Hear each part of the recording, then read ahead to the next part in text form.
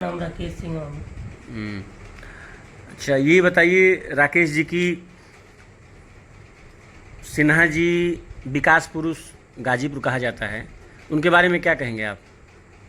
हमारे लिए तो विकास पुरुष ही विनाश पुरुष है। कैसे? देखिए, विकास पुरुष से विनाश पुरुष है और विनाश पुरुष से विकास पुरुष है।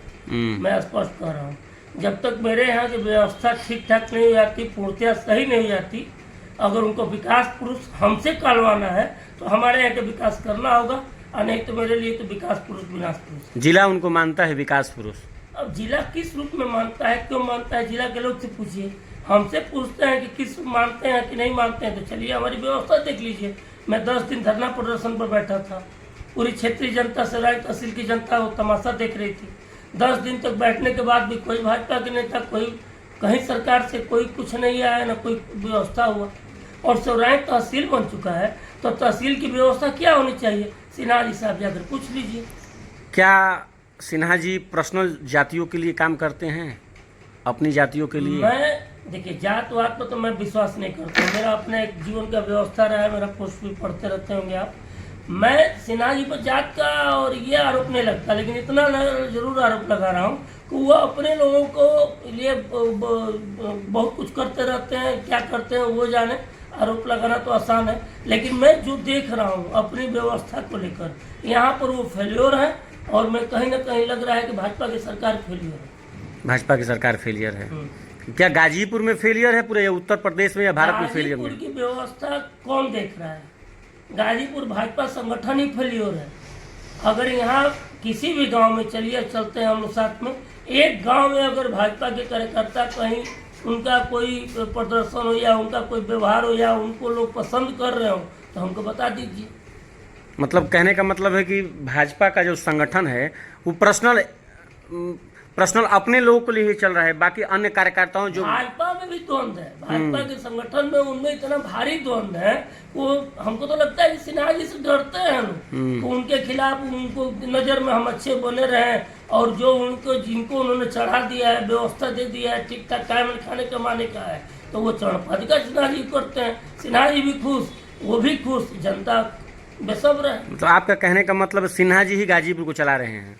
हाँ बिल्कुल, इसमें तो कोई दाग नहीं है। वो चाहे तो क्या नहीं, यहाँ तो यह सारी व्यवस्था होने की सबूत। अच्छा, एक सवाल और है कि सिन्हा जी के जो लड़के हैं अभिनव सिन्हा अभी हाल ही में आए हैं, लेकिन अभी जैसे सिन्हा अमित शाह जी का प्रोग्राम था तो उनके गाड़ी पे वो थे, और जेपी नड्डा थे, और पारसनाथ राय थे, अमित शाह जी थे, 4 ही लोग तो केवल थे। तो उस पर क्या कहेंगे कि अन्य भी जो थे विशेष पर्सन थे वो भी गाड़ी पे बैठ सकते थे या जा सकते? अमित शाह के बारे में बोलने की मेरी कोई, अमित शाह जी नहीं, मतलब पर्सनल उनके गाड़ी पे वो क्यों? अमित शाह गाजीपुर जिले को कितना जानते हैं?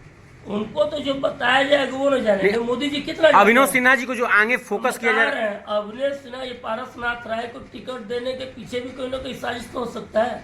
हो सकता है कि उन्होंने ऐसे डमी कैंडिडेट के जान के दिया जो चुनाव हार जाए कि आगे मेरा चांस, मेरे परिवार का मेरा चांस बना रहेगा, मैं जिसको चाहूंगा। तो ये जिले की जनता बागी जनता है और कर्मठ जनता, वो जानती है कि आप क्या सोच रहे हो, क्या कर रहे हो। मेरी बात स्पष्ट है, आप यहाँ की व्यवस्था को ठीक करोगे। मैं सरकार से कहता हूँ, सिन्हा कौन है? सिन्हा को, मनोज सिन्हा को मोदी जी इतना हाईलाइट बना दिए थे। यही 2014 के पहले सिन्हा जी क्या थे, यहाँ गाजीपुर जनता जानती है। अब जिसको भी नेता बनाती है जनता बनाती है। आप उस स्तर तक पहुँच गए हो, उसके बाद घमंड में भर गए हो। तो हकीकत यह है कि जब तक मोदी सरकार से मुझे उम्मीद है कि सरकार अगर किसी की भी है, मैं तो कह रहा इंडिया गठबंधन के आए या भाजपा किसी की सरकार है, हमारी व्यवस्था ठीक होनी चाहिए, यहाँ की जनता की व्यवस्था ठीक होनी चाहिए, बाकी सब ठीक है। मतलब आपका कहने का मतलब है कि गाजीपुर अभिनव सिन्हा को फोकस किया जा रहा है, हाईलाइटेड किया जा रहा है, या राहुल गांधी किसी पद पे नहीं है? राहुल गांधी जी को फोकस नहीं कर रही है कांग्रेस, क्या हुआ? बट राहुल गांधी जी तो एक पद पे हैं, वो अपने पार्टी के पद पे हैं। जब तक जनता के बीच से निकला हुआ कोई व्यक्ति प्रतिनिधित्व नहीं करेगा जनता के, तब तक ऐसे सब आते रहेंगे जाते रहेंगे, कोई मतलब नहीं। आप जो किसी को थोप कर नेता बनाओगे तो कुछ दिन के लिए, साल भर, साल में 2 साल 5 साल के लिए, लेकिन वो जनता की पसंद नहीं। मतलब आपका कहने का मतलब है कि अभिनव सिन्हा को जबरदस्ती नेता बनाया जा रहा है? जनता की पसंद नहीं हो सकती। जनता में बीच में आप किसी को नेता बनने ही नहीं दे रहे हो। जिले में आपके पास 1 से 1 लोग हैं, 1 से 1 कार्यकर्ता है, नहीं तो कोई मंच पर बैठा कर, मैं तो अपने कर रहा हूँ, मुझे कोई भी नेता के आमने सामने बैठा कर बहस करा दीजिए 5 मिनट। कि नेता का मतलब क्या होता है? बस करा दीजिए और उसके बाद वार्तालाप करा दीजिए, निर्णय हो जाएगा। मैं तो चैलेंज देता हूँ। मतलब आपका कहने का मतलब जो पारसनाथ राय जी को टिकट मिला है वो जो सिन्हा जी हैं वो सिन्हा जी के मतलब पॉकेट की, बहुत लोग बोले हैं कि सिन्हा जी का ही देना है जो गाजीपुर चुनाव भाजपा यहाँ पे हार रही है। क्या यह बात सही है? आप उस पर क्या कहेंगे? अगर सिन्हा जी की बात हम छोड़ें, जिले में अगर भाजपा हारेगी तो उसका एकमात्र कारण होंगे मनोज सिन्हा जी। क्योंकि चुनाव जीतेंगे तो ये तो माला पहन लेंगे कि हम चुनाव, लेकिन अगर हार रही है भाजपा यहाँ पर तो उसका कारण भी मनोज सिन्हा है। और एक बात मैं आपको बता दे रहा हूँ, इस पर आप गौर कीजिएगा। गठबंधन के चुनाव में मनोज सिन्हा जी चुनाव हारे थे, इस पर गठबंधन नहीं था। यहाँ से तो भाजपा एक अरे गरे, मतलब कोई व्यक्ति जो समाज के लिए थोड़ा बहुत भी वैसा हो व्यक्ति को जो खड़ा कर दिया होता, तो यहाँ भाजपा 3 लाख से अधिक से चुनाव जीतती। लेकिन आज भाजपा यहाँ संघर्ष कर रही है और चुनाव अगर ऐसा माहौल है कि चुनाव हार रही है तो इसके स्वयं कारण सिन्हा जी हैं और कोई नहीं। मतलब विकास पुरुष ही विनाश पुरुष हैं गाजीपुर के लिए। गाजीपुर के लिए मैं तो मान रहा हूँ, मेरे जब तक विकास नहीं होगा, जब तक मेरी व्यवस्था सही नहीं होगी, भदौरा में राजधानी रुकना चाहिए। सौराई तहसील बन चुका है, भदौरा स्टेशन 144 गांव का प्रतिनिधित्व करता है। मैं बार बार कर रहा हूँ, रेवतीपुर, त्रिलोकपुर से लेकर देवल अमोरा तक इन सारे गांव में आपको सर्वे कराना चाहिए। 144 गांव का प्रतिनिधित्व करता सौराई तहसील। और एक स्टेशन जब 144 गांव का प्रतिनिधित्व करता है, जब 144 गांव के लोग उस गांव में आते जाते हैं, उस तहसील में आते जाते हैं, तो फिर आप उसको गांव ग्रुप में थोड़ी काम हो रहा है। आपको सोचना पड़ेगा। मुझे किसी से तुलना नहीं है, मुझे किसी स्टेशन से कोई मतलब नहीं।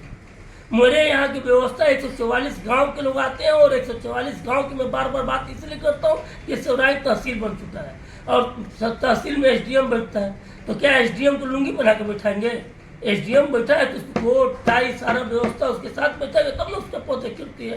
तो तहसील बना तो दी है लेकिन व्यवस्था सब धूल मूल।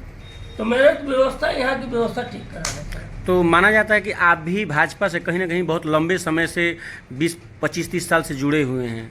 देखिए 2014 से पहले मैं भाजपा ही था, क्योंकि उस समय विपक्ष में भाजपा थी और भाजपा में यहाँ कोई बैठने पूछने वाला नहीं था।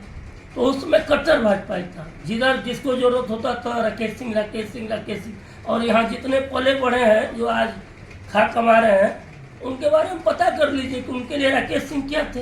अब 2014 के बाद जब मोदी सरकार आई, मैं बहुत बड़ा रात दिन video mobile TV Modi ji और जब आई तो उसके आप अगर जनप्रतिनिधि हो, अगर चुनाव जीत कर पद पा चुके हो या कहीं आप बैठे हो तो तुम्हारा कर्तव्य बनता है, दायित्व बनता है कि समाज में से कहीं अगर आवाज़ आ रहा हो, कहीं से परेशानी आ रही है, कहीं समस्या है तो उनके लिए खड़े हो जाओ।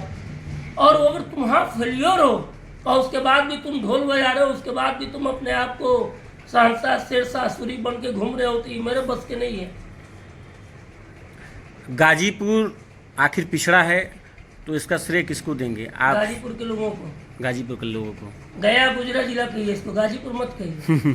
जब हम समझ ही नहीं पा रहे हैं कि हमको ऐन मौके पर कौन सा काम हो। अभी चुनाव भी था, मैं इस चुनाव में सौराई तहसील की जनता के लिए मैंने बार बार कहा कि आप बहिष्कार करो, तुम तकलीफ में हो, तुम्हारा वोट देने का कोई मतलब नहीं।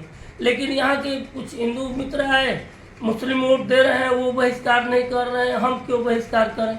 हमने कहा कि भैया ये तो बड़ा बढ़िया समस्या है। अब मैं कहता रह गया कि अफजाल जी जाए गांव में तब उनसे सवाल करो, कोई भी प्रत्याशी जा रहा है तो उनके सामने कहो बहिष्कार, ट्रेन नहीं तो कोई सुनवा नहीं किया। 29 तारीख तक कोई नहीं सुना, एक व्यक्ति मेरी बात सुनने वाला नहीं था बहिष्कार को लेकर। मैं जब हकीकत बता रहा हूँ, सब अपना अपना हिंदू मुस्लिम का अपना अपना व्यवस्था बना लिए थे कि अखिलेश जातवाद, जितना जातवाद और जितना ध्रुवीकरण हिंदू मुस्लिम का गाजीपुर में हुआ है, शायद हमको नहीं लगता है कि उत्तर प्रदेश के किसी जिले में इतना ध्रुवीकरण इतना हुआ हो। कि 14 से पहले भी था कि 14 के बाद ही सब हुआ है जात पात? नहीं, जात पात तो हमारे देश में था, ये तो मैं नहीं कहूँगा कि 14 के पहले वो था, लेकिन आज के समय में उसका रूप बदल गया।